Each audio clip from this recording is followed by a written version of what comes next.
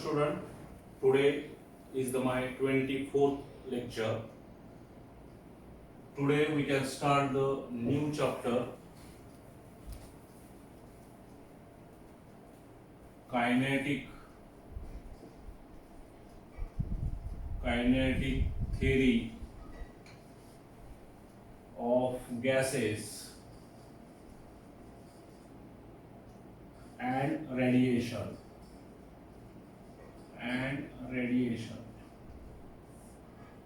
Kinetic theory of gases and radiation, the chapter number 3, kinetic theory of gases and radiation. Now this is lecture number 24 and date is 24th August 2020.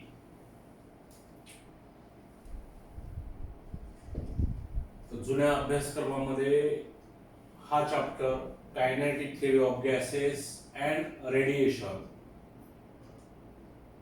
असाच होता, पण नवीन अभ्यासक्रमामध्ये या चॅप्टरची फोड केलेली आहे.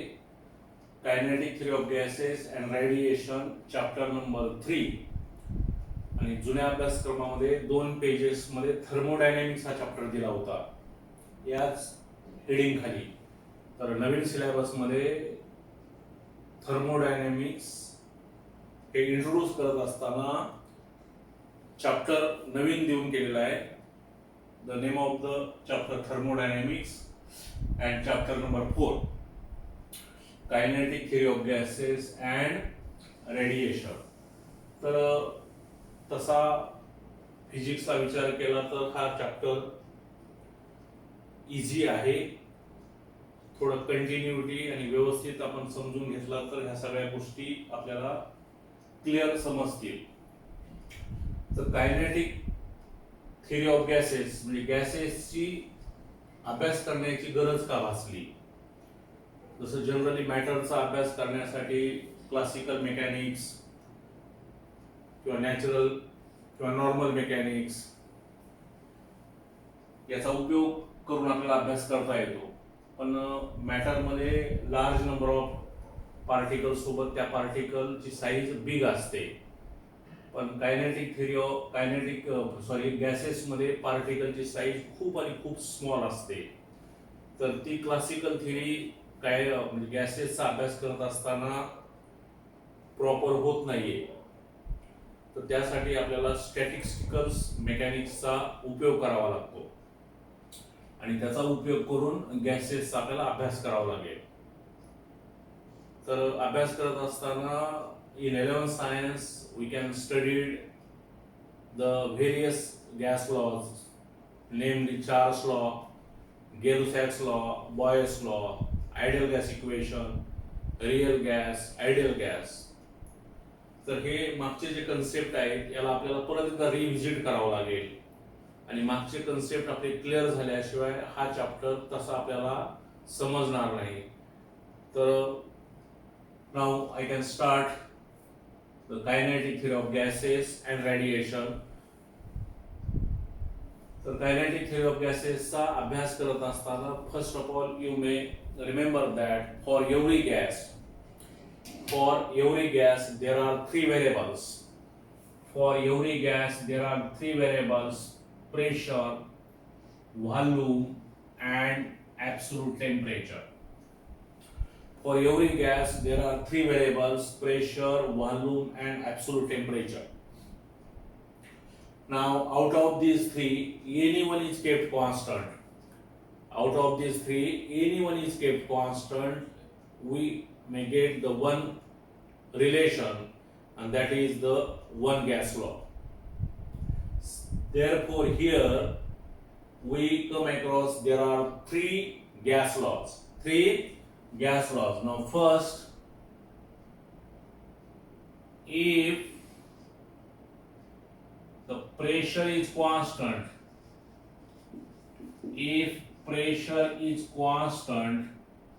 and volume of the gas is directly proportional to absolute temperature.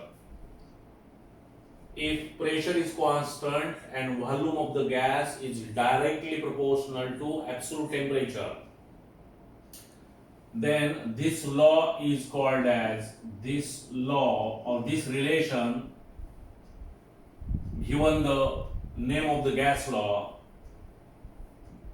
this law is called as Charles law. This law is called as Charles law.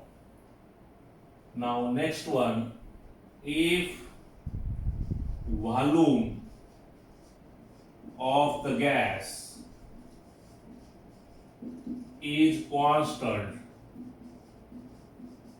if the volume of the gas is constant, the relation between remaining two variables, pressure and absolute temperature. If the volume of the gas is constant, then the pressure of the gas is directly proportional to absolute temperature. Now then this law is called as Gay-Lussac's law. Gay-Lussac's law. या लॉला म्हणायचं Gay-Lussac's law. And third law, which is very very familiar all of you, that law is the Boyle's law. And Boyle's law gives the relation between pressure and volume when its absolute temperature remains constant. But here, volume and absolute temperature, pressure and absolute temperature, both are directly proportional to each other. But in case of Boyle's law, remember that the pressure and volume both are inversely proportional to each other if the temperature remains constant. Temperature remains constant. Now third is the Boyle's law. Boyle's law. Now Boyle's law gives the relation between pressure is inversely proportional to volume if T is constant. T is constant. If T is constant. Now suppose this is the relation number first, this is the relation number second, and this is the relation number third. Now once again I repeat, for every gas there are three variables: pressure, volume and absolute temperature. Out of these three, any one is kept constant, you may get the one gas law. If its pressure constant, then you may get the relation between volume and absolute temperature. Then volume of the gas is directly proportional to absolute temperature. If its pressure remains constant, then you may say that this law is Charles law. If the pressure of the gas is directly proportional to absolute temperature, if its volume remains constant, then you may say this law is Gay-Lussac's law. And if the pressure is inversely proportional to volume, if absolute temperature is constant, then you may say that this is the Boyle's law. Now if you combine equation 1, 2 and 3, if you combine equation 1, 2 and 3, or by using equation 1, 2 and 3, you may write P1 V1 divided by T1 is equal to P2 V2 divided by T2 is equal to constant, is equal to constant. Now this law also called as the Avogadro's law, or this relation is called as the Avogadro's relation. Now P1 V1 divided by T1 is equal to P2 V2 divided by T2 is equal to constant. Therefore, in general, you may write PV by T is equal to constant. PV by T is equal to constant. Now for gas, you may written capital R for constant. Capital R for constant. Now then PV by T is equal to R. PV by T is equal to R, where R is constant for gases. This R is also called as the universal gas constant. Why it is called as the universal gas constant? The value of R is same for all gases, irrespective with their medium.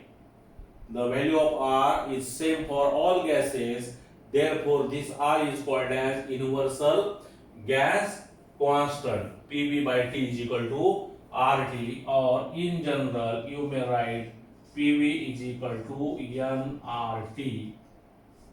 Now this is equation number 4. Now this equation 4 is called as the ideal gas equation. PV is equal to nRT. This equation is called as the ideal gas equation. PV is equal to nRT. Now where n is the number of mole, where n is the number of mole present in the gas, number of mole present in the gas. Now from equation 4 you may write PV is equal to capital N by NA RT, where small n is equal to n divided by Na. Now number of moles is equal to n divided by Na, where Na is the Avogadro's number, and the value of Avogadro's number is 6.022 into 10 to the power 23. This is the value of Avogadro's number. Now A for Avogadro's, एका मोल मध्ये किती molecule gases मध्ये असतात तर तो number दाखवतो, and it is very large number. As we know that the power of 10, if it is positive, then this number is very large. Now here is the power of 10 is 23, then it means that it is very large number. Now this number is called as the Avogadro's number. Avogadro's number. जसा आपण म्हणतो generally 1 kilometre बरोबर 1000 metre, 1 metre is equal to 100 centimetre, 1 dozen बरोबर 12 नग, असं आपण म्हणतो का नाही. तसं जर 1 मोल तुम्हाला म्हटलं तर 1 मोल मध्ये किती नग असतील तर तेवढे 6.022 into 10 power 23. जसं 1 मीटर मध्ये 100 सेंटीमीटर, 1 किलोमीटर मध्ये 1000 मीटर, तसं नंबर ऑफ मोल मध्ये किती Avogadro's नंबर असतील 6.022 into 10 to the power 23. This is a number, therefore it has no unit and dimension. It is a pure number. Now from this equation, now this R divided by Na,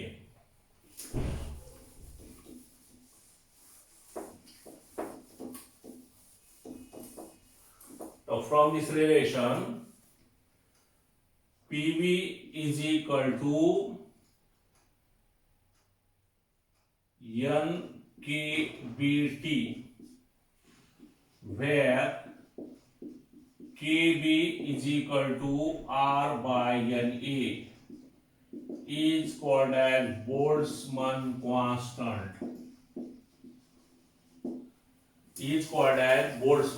तो जो ratio आहे R by Na, where R is the universal gas constant. आणि Avogadro's नंबरचा ratio जर आपण घेतला तर त्या रेशोला नाव द्यायचं Boltzmann constant. It is the ratio of constant divided by constant. Therefore, it is again a constant. भैया R कसा आहे युनिव्हर्सल गॅस कॉन्स्टंट आहे, हा कसा आहे कॉन्स्टंट आहे. Na सुद्धा कसा आहे कॉन्स्टंट आहे.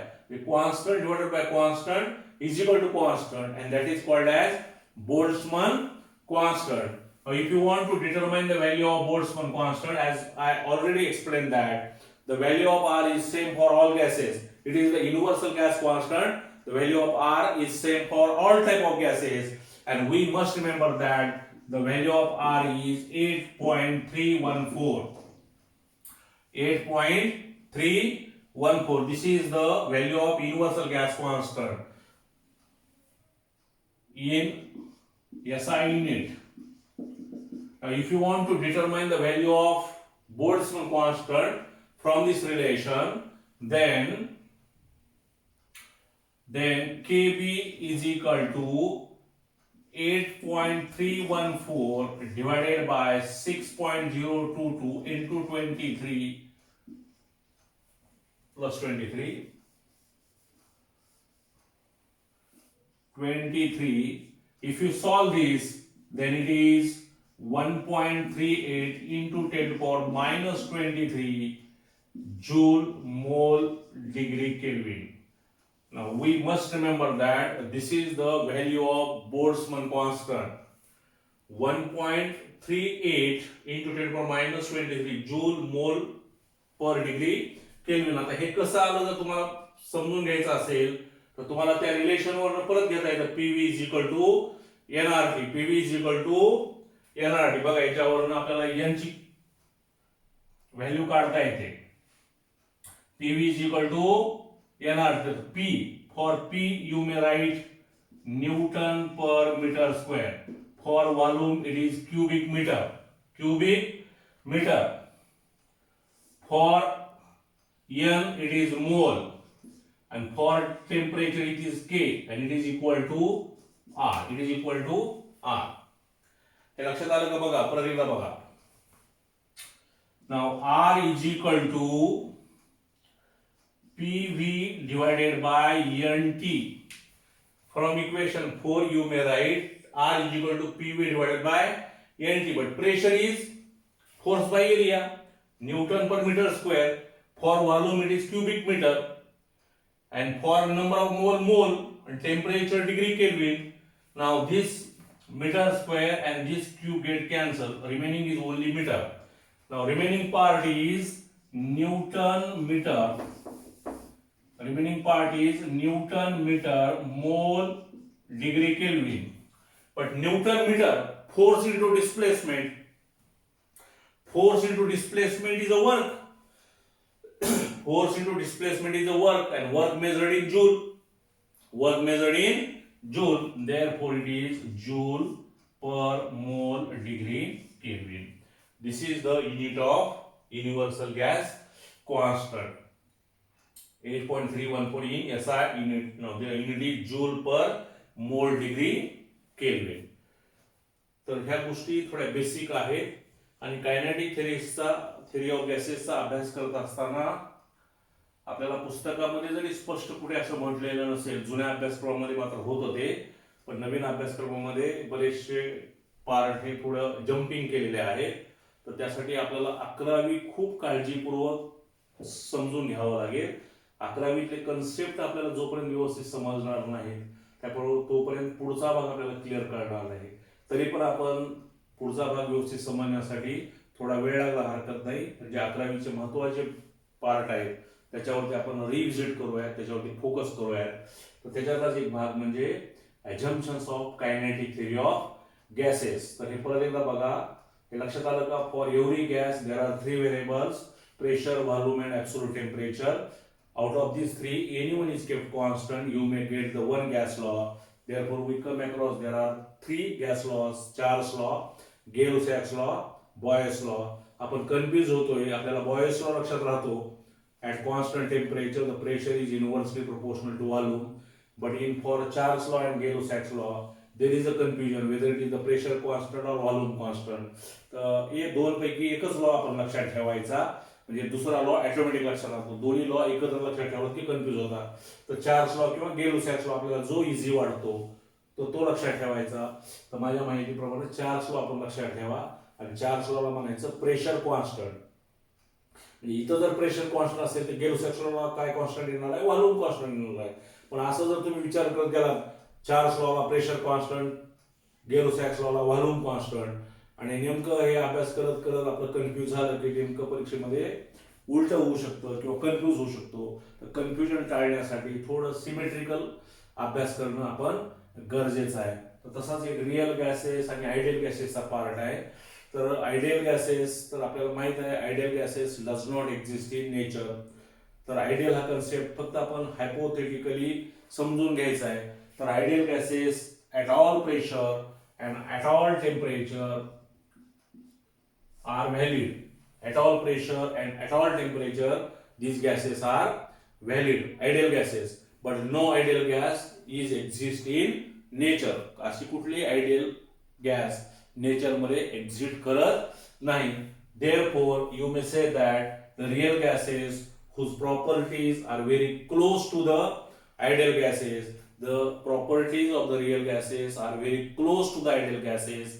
Such gases are said to be ideal gases. Such gases are said to be ideal gases. Now, in real gases, the value of pressure is small. The value of temperature is large. If pressure minimum, temperature maximum, then its density decreases. This is the relation for real gases. Now, real gases treated as ideal gases. The ideal gases चा concept आपण घेऊन त्याचे थोडे assumption बघूया आणि एकदा थोडे assumption आपल्याला समजले की पुढचे डेरिव्हेशन्स आपल्याला त्याचा उपयोग करून, कारण गॅसेस हा अतिशय ज्वलनशील पदार्थ आहे आणि gases always kept in a close container. Gases always kept in a closed container, and the intermolecular force of attraction between the gas molecule are very small or negligibly small. Therefore, they are wandering here and there. They enjoy the complete freedom of motion in which the space available to it. त्याला कसल्या प्रकारचं there will be no any absolute idea about the motion of the gas molecule. They enjoy the complete freedom of motion. They are wandering from one point to another point, and they are collide with themselves and also wall of the container. As the number of molecules collide with the wall of the container is large, they can exert the pressure on the gases. They are exert the pressure. कारण gases मुळात close container मध्ये ठेवल्या जातात. त्यांचं आतमध्ये काय चाललंय याचा अभ्यास आपल्याला करायचा असेल तर काही आपल्याला अज्युम करावं लागेल आणि ते अज्युम केलेलं त्याला म्हणायचं assumptions of kinetic theory of gases. तर हे अजम्पशन्स आपल्याला दोन पद्धतीनं घ्यायचे किंवा समजून घ्यायचे. The assumptions of the gases about its nature, व गॅसचं नेचर कसं आहे, and the assumptions of the gases about its motion. थोडं हे व्यवस्थित समजून घ्या. जुन्या अभ्यासक्रमामध्ये याच्यावरती नेहमी प्रश्न असायचा, state the assumptions of kinetic theory of gases. तर ह्याचे दोन पार्ट आहेत.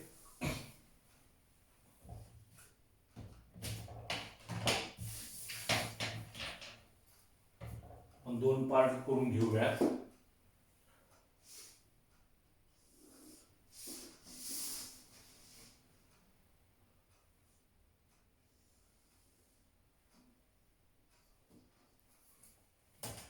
तो पहिला पार्ट आहे अबाउट नेचर आणि अबाउट मोशन. तर पहिला पॉइंट आहे अबाउट नेचर. म्हणजे गॅसचं नेचर कसं आहे आपण सपोज केले, अज्युम केले. The molecules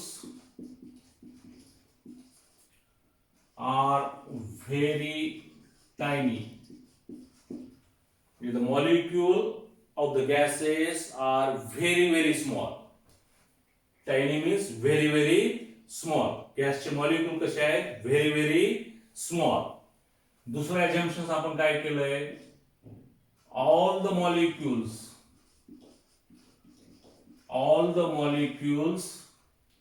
are rigid and perfectly elastic in sphere. म्हणजे त्या गॅसचे मॉलिक्यूल कसे आहेत, रिजिड आहेत, म्हणजे त्याचा शेप सहजासहजी बदलत नाही. पण तो जर दुसऱ्या मॉलिक्यूल वरती कोलाइड झाला किंवा वॉल वरती कोलाइड झाला तर त्याचा शेप काय होतो, शेप आणि साईज चेंज होतो. पण जसं त्याचं कोलिजन संपलं की परत त्याचा शेप कसा होतो, ओरिजिनल होतो. अशा मटेरियल आपण काय म्हणतोय, elastic material, perfectly elastic in spare. आणि रिजिड म्हणजे त्याचा शेप आणि साईज कंटिन्यू बदलत नाही, आहे तशीच राहते.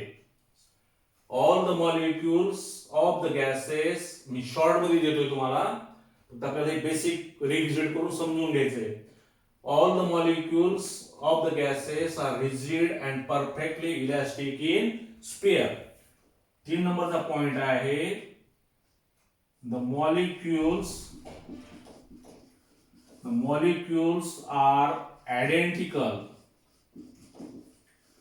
of same gas. बघा कळालं का? The molecules are identical of same gas. म्हणजे the molecule of the same gas are always identical. म्हणजे एकाच गॅसचे मॉलिक्यूल कसे असतील, एकसारखे असतील, एकदम लहान असतील, रिजिड असतील, परफेक्टली इलास्टिक स्पेअर असतील आणि सगळ्याचं मास कसं असेल, सेम असेल.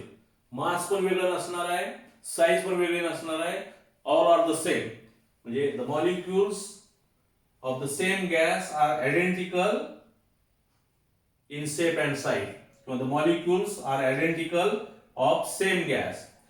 आणि 4 नंबरचा मुद्दा आहे, त्या गॅसनं जी व्हॉल्यूम ऑक्युपाय केलेली असते तिच्यापेक्षा त्याची ऍक्च्युअल व्हॉल्यूम कशी असते, अतिशय कमी असते. कारण आपण घरामध्ये बघतो, आपण सिलेंडर घरगुती आणलं तर ते 14.2 kg सिलेंडर जनरली आपल्याला मिळतं. तर 14.2 kgचा गॅस त्याच्यामध्ये भरलेला असेल तर पहिल्या दिवशी गॅस त्याच्यातच बसतो. ज्यावेळेस तो 15 दिवस वापरल्यानंतर त्याला समजा अर्धा निमा आपला संपला असेल तर तरी पण त्याचा जो स्पेस अवेलेबल असतो तो सगळा स्पेस ती गॅस ऑक्युपाय करते. पुन्हा संपायच्या वेळेस 28, 27, 29, 30 दिवसानंतर तरी आपण बघितलं किंवा आपण ऑब्झर्व केलं तर सगळा स्पेस ती काय होतो, ऑक्युपाय करते. म्हणजे गॅसची क्वांटिटी कमी कमी होत चालली, व्हॉल्यूम जरी गॅसची कमी कमी होत चालली असेल तरी त्यानं जे ऍक्च्युअल व्हॉल्यूम ऑक्युपाय केलेली आहे ती त्याच्यापेक्षा कशी असते, नेहमी जास्त असते. म्हणजे या पद्धतीने बघा, volume occupy by the gas is very very large as compare to actual volume. मग हे समजलं का? म्हणजे त्या गॅसची जी ऍक्च्युअल व्हॉल्यूम आहे ती ऍक्च्युअल व्हॉल्यूम गॅसनं व्हॉल्यूम ऑक्युपाय केल्यापेक्षा कशी असते, अतिशय कमी असते. म्हणजे the volume occupy by the gas is very very large as compare to actual volume. लक्षात आलं का? ओके. तर नेचर संदर्भात काय बघा, परत एकदा हे याचं नेचर कसं आहे. The molecules are very tiny, the molecules are rigid and perfectly elastic in sphere, the same gases are identical particles, आणि actual volume, the volume occupied by the gas is very very greater than the actual volume of the gas. तर तसेच हे काय असं केलं म्हणजे differentiate नाही बरं का, लक्षात घ्या. ठीक आहे, डिफरन्शिएट करून मी सांगत नाही म्हणून ह्याच्या विरोधी हा, ह्याच्या विरोधी हा नाही. हे अबाउट नेचरचे हे 4 अजम्पशन्स आहेत. तसे अबाउट मोशनचे कसे आहेत बघा. अबाउट मोशन बघा, फर्स्ट अजम्पशन हे आपल्याला अज्युम करायचे. फर्स्ट अजम्पशन,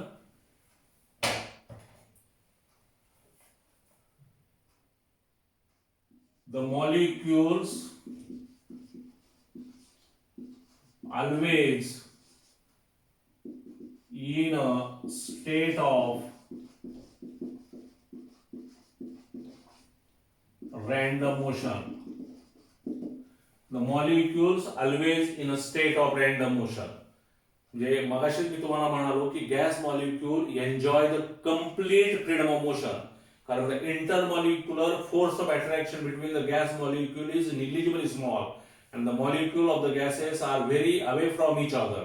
त्याच्यावर कसल्याही प्रकारचा फोर्स नसतो. म्हणजे थोडक्यात उदाहरण तुम्हाला द्यायचं असेल तर एखादा वेडा माणूस, त्याच्यावर घरच्याचं, कॉलेजचं, समाजाचं, ज्या परिसरात त्या परिसरात कोणाचंही त्याच्यावर कंट्रोल असत नाही. त्यामुळे त्याला वाटेल तिकडं तो जातो, वाटेल तिकडनं तो येतो, कुठे पडतो, कुठे झोपतो, कुठे बसून खातो पितो. म्हणजे दे are moving in all possible direction with all possible velocity. तर गॅस मॉलिक्यूल संदर्भात तसं केलं, कारण त्याच्यावरती कसलाही फोर्स नाहीये, त्याच्यावर कसलाही कंट्रोल नाही. त्याचा कंट्रोल सुटल्यानंतर तो, एखादी गाडी आपण बघतो का नाही अपघात होताना, तर ड्रायव्हरचं कंट्रोल सुटल्यानंतर ती गाडी कुणीकडे कशी जाईल त्याचा अंदाज आपल्याला बांधता येत नाही. हा, त्याच्यावर तुमच्यावर कंट्रोल आहे, घरच्याचं कंट्रोल आहे, महाविद्यालयाचं कंट्रोल आहे, त्यामुळे तुम्हाला हवं तसं वागता येत नाही. पण गॅसचं कसं आहे, त्या मॉलिक्यूलवरती कंट्रोलच नाही, कारण they are very away from each other. त्यामुळे the molecules always in a state of random motion. म्हणजे रॅन्डम म्हणजे त्याला कसली आयडिया नाही, there will be no any absolute idea about the motion of the gas molecule, असं आपण assume केलंय. म्हणजे असं असल्यामुळं तो मॉलिक्यूल काय होता, the molecule are constantly collide with themselves and also wall of the container. तर रॅन्डम मोशन असल्यामुळे ते मॉलिक्यूल काय होतात, एकमेकावरती आदळतात. As the one molecule collide with the neighboring molecule, they can change their direction. Okay. आणि तसे ते कशावर आढळतील, कंटेनरवर पण आढळतील. पण हे कशामुळे घडतं, रॅन्डम मोशनमुळे. दुसरा पॉइंट काय असेल बघा, due to random motion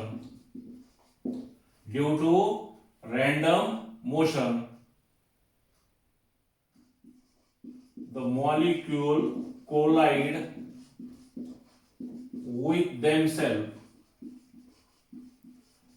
with themselves and wall of the container.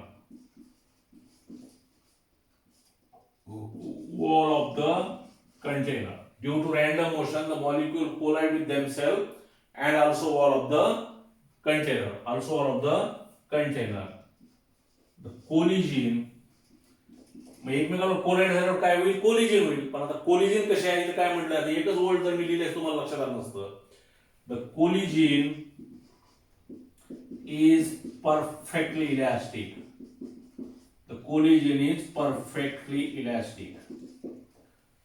ह्या गॅस मॉलिक्यूलचे कोलिजन कसं समजलंय, ती कोलिजन परफेक्टली इलॅस्टिक आहे.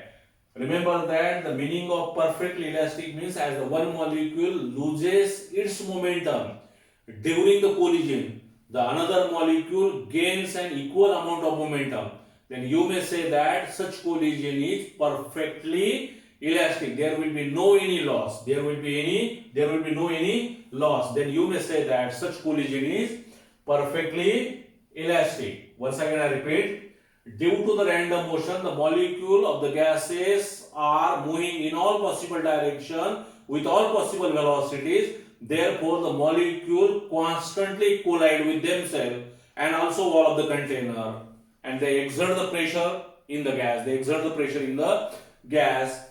तर रॅन्डम मोशन मुळे कोलिजन होत आहे, आणि कोलिजन मुळे ती कोलिजन कशी आहे, तर कोलिजन इज परफेक्टली इलॅस्टिक. आणि परफेक्टली इलॅस्टिकचा अर्थ काय, एक मॉलिक्यूल जर मोमेंटम लॉस करत असेल तर दुसरा मॉलिक्यूल तेवढीच मोमेंटम काय करेल, गेन करेल. त्याला म्हणायचं परफेक्टली इलॅस्टिक. म्हणजे there will be no any loss of the momentum. Third point बघा, मग हे कोलिजन होताना तो मॉलिक्यूल कसा ट्रॅव्हल होईल, बिटवीन टू सक्सेसिव्ह कोलिजन. हा महत्वाचा मुद्दा आहे. Now between two successive collision,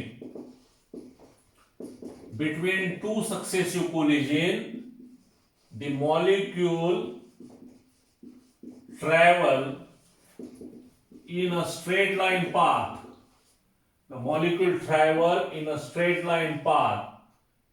And this is called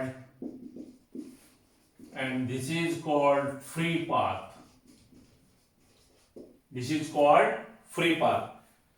म्हणजे बघा, मोशन कसं आहे, they are moving in all possible direction with all possible velocities.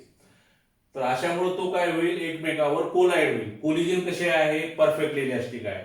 आणि तिसरा मुद्दा कसा आहे, तर कोलिजन होत असताना मॉलिक्यूल रॅन्डमली जरी जात असेल तर दोन सक्सेसिव्ह कोलिजन मध्ये तो मॉलिक्यूल जो काय अंतर ट्रॅव्हल करणार आहे, remember that distance should be straight line. And this distance is called as free path. What is mean by free? Free means it is free from all type of forces. If you ignore the gravity term जर आपण neglect केली तर त्या टर्मला काय म्हणायचं, free path. तर आपण अजून थोडंसं जरा पुढच्या याच्यातला तुम्हाला कन्सेप्ट क्लिअर करून घ्यायचा असेल तर, कारण दोन कोलिजन, समजा आपण for the sake of simplicity हा एक मॉलिक्यूल आहे, हा मॉलिक्यूल इथून निघाला, या मॉलिक्यूलवरती कोलाइड झाला. As this molecule collide with this molecule, if the collision takes place there will be abrupt change in their magnitude as well as direction. परत हा मॉलिक्यूल इथे कोलाइड झाला, परत हा मॉलिक्यूल इथे कोलाइड झाला, परत हा मॉलिक्यूल इथे कोलाइड झाला, परत हा मॉलिक्यूल इथे कोलाइड झाला, परत हा मॉलिक्यूल इथे कोलाइड झाला, परत हा मॉलिक्यूल कोलाइड झाला. Now this distance and this distance is called as free path. ह्याला काय म्हणायचं, फ्री पाथ म्हणायचं. लक्षात. पण हे सगळं डिस्टन्स कसं आहे, स्ट्रेट लाईन आहे. आता ह्याच्यावर एक गोष्ट तुमच्या लक्षात येते बघा, की प्रत्येक दोन कोलिजन मधलं अंतर हे सेम नाहीये. जसं आपल्याला 10वीला किंवा 11वीला तुमचा रिझल्ट आल्यानंतर मार्क मिळून आपल्याला मिळतो, तर सगळ्या विषयामध्ये आपल्याला सारखे मार्क असत नाहीत. तर सारखे मार्क जर आपल्याला असत नाही तर नसतील तर किंवा नसतातच, तर आपल्याला त्याचा ॲव्हरेज किंवा मीन काढावा लागतो. ॲव्हरेज किंवा मीन ज्याला आपण पर्सेंटेज म्हणतो. तर तसंच सेम आहे. The distance of free path between two any successive collision is not remain same. Therefore, it is necessary to define the term mean free path. Mean free path, and mean free path is nothing but the number of collision, the distance covered during the number of collision. Number of collision. किती त्यांनी distance cover केलं आणि किती collision झाल्या दोघांचा जर भागाकार केला, आपल्याला माहिती आहे मीन वगैरे, तुम्ही 6 विषयाची बेरीज दिली, 6 विषयाची बेरीज भागिले 6, that is the average marks, like that. तर इथं बघा 1 2 3 4 5 6 आहेत, तर 6ची बेरीज करून भागिले 6 केले तुम्हाला काय टर्म मिळेल, मीन फ्री पाथ. तर मीन फ्री पाथ इथं काही कन्सेप्ट तसा नाहीये, फक्त एक्स्ट्रा म्हणून आपल्याला माहितीसाठी मी सांगतोय. तर फ्री पाथ याचा अर्थ काय, it is free from all type of forces if you ignore the gravity. And if you observe or look this figure very carefully, for the sake of simplicity you may consider only the single motion of the single gas molecule, and the term and the distance between any two successive collision is not remain same. Therefore, it is necessary to define the term mean free path, and the mean free path generally denoted by letter lambda, and lambda is measured in meter or Armstrong unit. Meter or Armstrong unit. कारण path आहे ती, त्या पाथचं distance काय येणार आहे, शेवटी mean free path. Mean free path सूत्र पण काय, पाथ, आणि any distance measured in metre और Armstrong unit. Okay, now the last one, D. Now time for travel is very very greater than time for impact. म्हणजे बघा आता हा molecule इथून निघालाय आणि हा इथं कोलाइड झाला, याला 5 सेकंद टाइम लागला असं तरी झाला. Now this molecule travel from this point to this point, it takes 5 second time travel. पण ज्यावेळेस इथं कोलिजन होईल त्यावेळेस याचा इम्पॅक्टचा टाइम काय असेल, मायक्रो सेकंद. काय असेल, मायक्रो किंवा मिली सेकंद असेल. The time of impact is very very small. समजा हा मॉलिक्यूल इथून इथं निघाला, ह्याला परत 3 सेकंद वेळ लागला आणि परत ह्याचा कोलिजनचा टाइम कसा आहे, 0.000 सेकंद, मायक्रो किंवा मिली सेकंद. तर ह्या दोन छोट्या उदाहरणावरून तुम्हाला लक्षात येईल की दोन सक्सेसिव्ह कोलिजन मधलं अंतर कव्हर करण्यासाठी वेळ कसा लागेल, जास्त लागेल. Time required to cover the distance between any two successive collision is large as compared to the time of impact. Therefore, the distance time travel is very very greater than the time for impact. तर हे सगळे assumptions आपल्याला उपयोग पुढे होणार आहे, कारण पुढचे जे डेरिव्हेशन्स आहेत, pressure exerted bye the gas, हे खूप मोठं एक्सप्रेशन आहे, ते आपण उद्याच्या लेक्चरला घेणार आहोत. कारण ते एकच एक्सप्रेशन एका लेक्चरमध्ये होईल, कारण ते अर्धवट घेऊन चालणार नाही, त्याला अर्धा पाऊण तास तरी टाइम सफिशियंट आहे. तर पूर्ण लेक्चर त्या एक्सप्रेशनवरती होईल.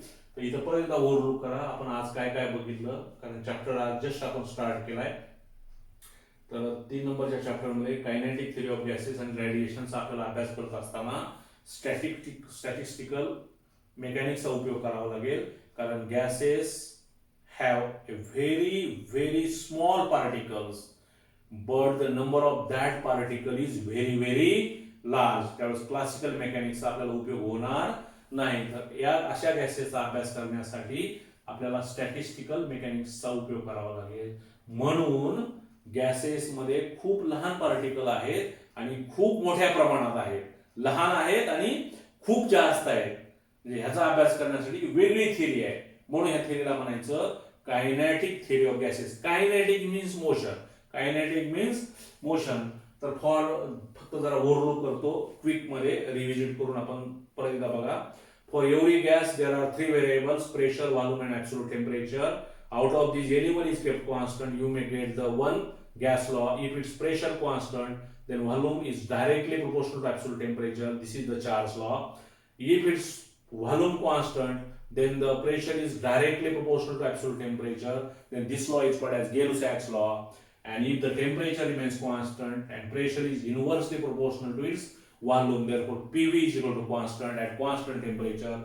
This is the Boyle's law. This is the Boyle's law. Then PV is equal to nRT. This is the ideal gas equation. Remember that this ideal gas equation is valid for any type of gas. PV is equal to nRT. This relation is true in all type of gases. In all type of gases. Now you may derive the expressions for gases. For that, it must require to some assumptions about the gases in terms of its nature and motion. Now about nature, the molecules of the gases are very small. Tiny जर अवघड वाटत असेल तर very small म्हणा, काय फरक पडत नाही.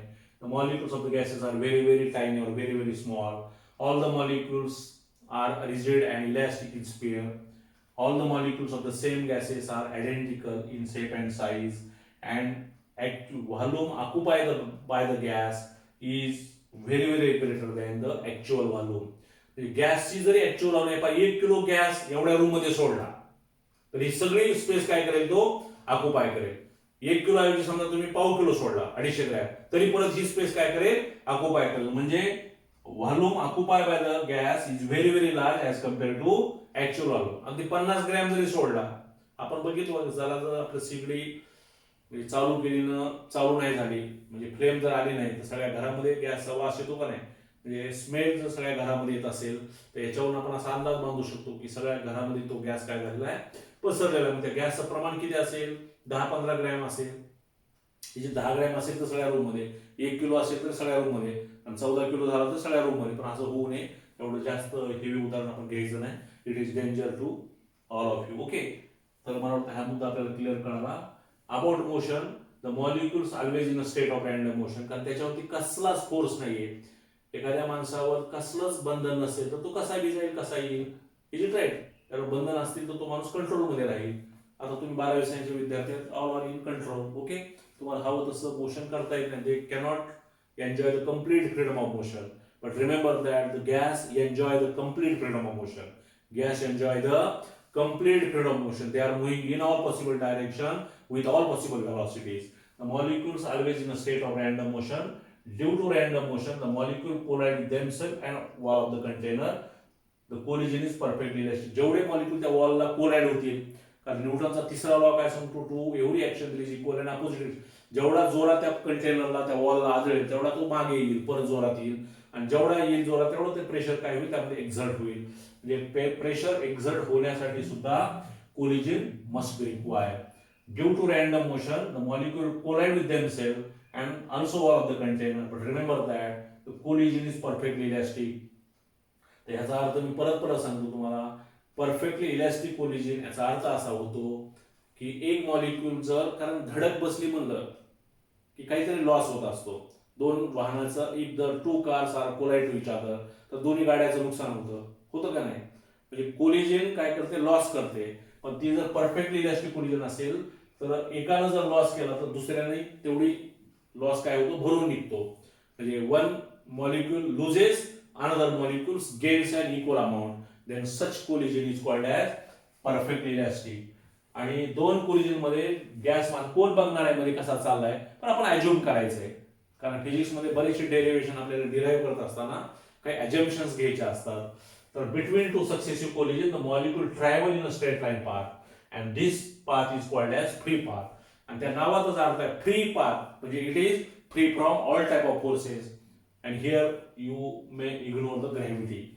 अँड एक मॉलिक्यूल एका ठिकाणून दुसऱ्या ठिकाणी जाऊन दुसऱ्या मॉलिक्यूलवरती कोलाइड होण्यासाठी त्यानं जे काही डिस्टन्स ट्रॅव्हल केले त्याच्यासाठी लागणारा जो वेळ असतो, तो वेळ किंवा टाइम कोलिजनच्या प्रमाणामध्ये खूप जास्त असतो.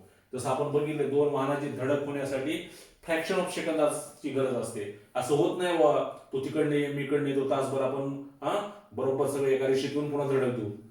तर येण्यासाठी वेळ जास्त लागतो, पण धडक बसण्यासाठी वेळ खूप कमी लागतो. म्हणजे time travel is very greater than time of impact. Okay, तर जरा ओव्हरलुक करा. उद्याच्या लेक्चरला आपण खूप महत्वाचं एक्सप्रेशन आहे, एकानंतर एक स्टेप खूप महत्वाचे आहे. तर ते एक्सप्रेशन आपण उद्याला बघूया. Pressure exerted bye the gas. Okay, thank you. Have a very nice day.